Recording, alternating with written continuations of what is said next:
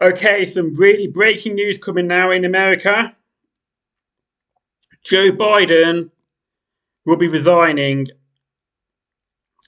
after his term. He will not be the Democratic nomination in November.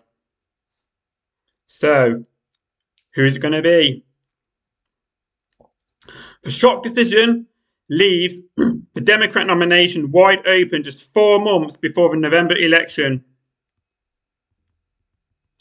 Joe Biden has withdrawn from the race for the US presidency, an extraordinary decision that plunges the Democratic nomination into uncertainty just months before the November election against Donald Trump, a candidate he has warned is an existential threat to American democracy. Yep, he is.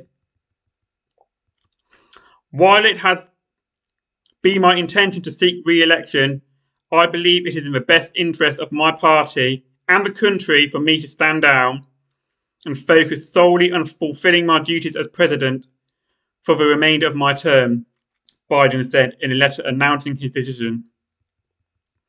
Biden thanked the Vice President Kamala Harris in his letter, but did not endorse her as his successor on the ticket. He said he planned to speak to the nation in more detail later this week.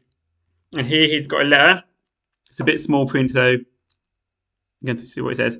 Over the past 3.5 years, we have made great progress as a nation. Today, America has the strongest economy in the world. Yes, the strongest, but a lot of billionaires and what have you, and poor people. We've made historic investments in rebuilding our nation. Have you? In lowering prescription drug costs for seniors, should be free, and in expanding affordable healthcare, should be free, to a record number of Americans. We've provided critically needed care to 1 million veterans exposed to toxic substances. Passed the first gun safety law in 30 years. Should be abolished. Guns, that is. Appointed the first African American woman to the Supreme Court.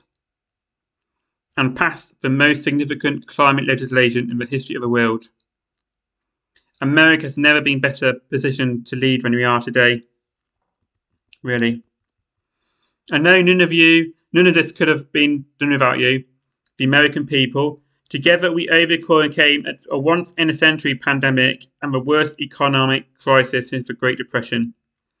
We protected and preserved our democracy, and we revitalised and strengthened our alliances around the world. It has been the greatest honour of my life to serve as your president.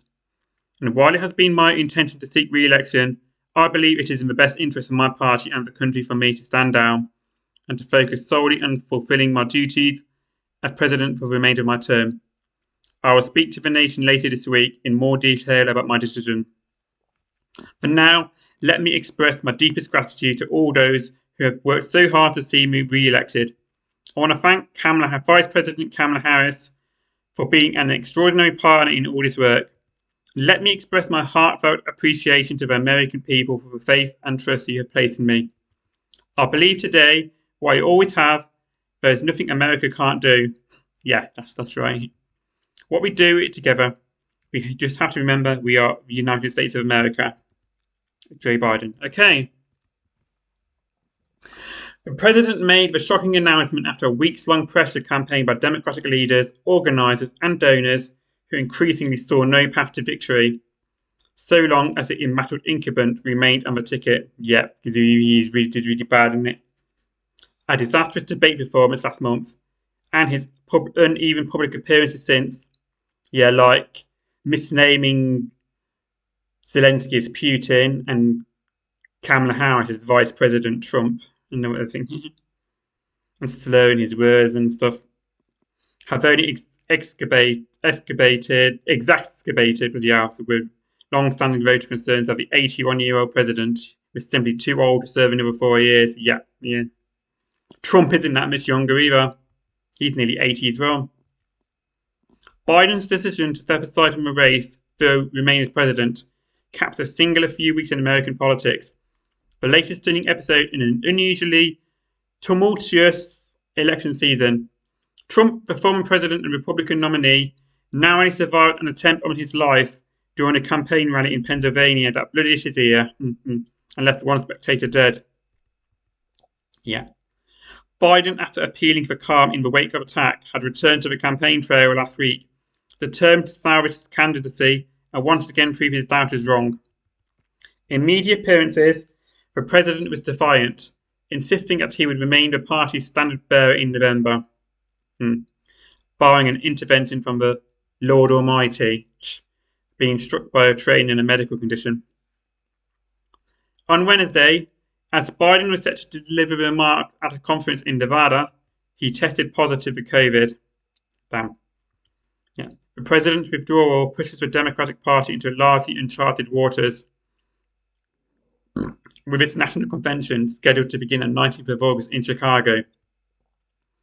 The nominee would also have a tight window to choose a running mate to take on Trump and his vice presidential pick, or her vice presidential pick, the Ohio Senator.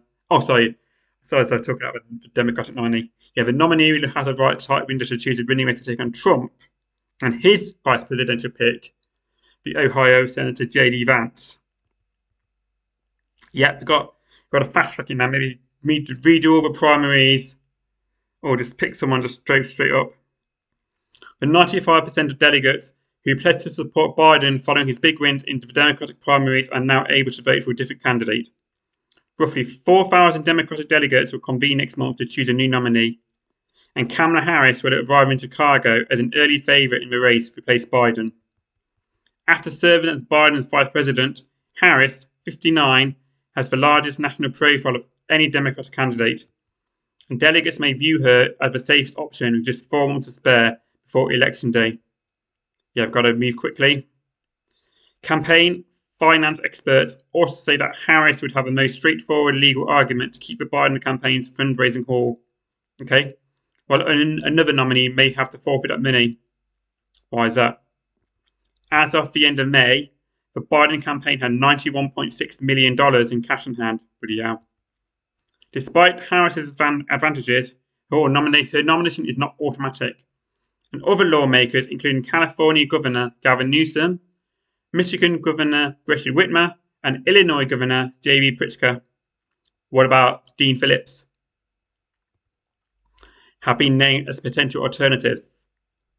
If any of those candidates were nominated in Chicago next month, they would face the monumental task of introducing themselves to voters, crafting a campaign message, and defeating Trump all in 2.5 months. Yeah, it's going to be, we've got to do it really quickly. I think we can pull it off, though. Yet many Democrats prefer to risk the unknown and stand behind a nominee of whom nearly 2/3 of his own supporters said to quit the race, according to an AP Nork Center for Public Affairs research survey released on Wednesday.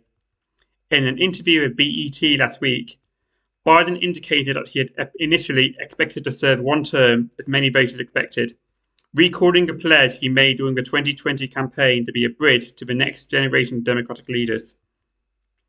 I was going to be a transitional candidate, and I thought I would be able to move on from this and pass it on to somebody else, the president told BET, but I didn't anticipate things getting so divided.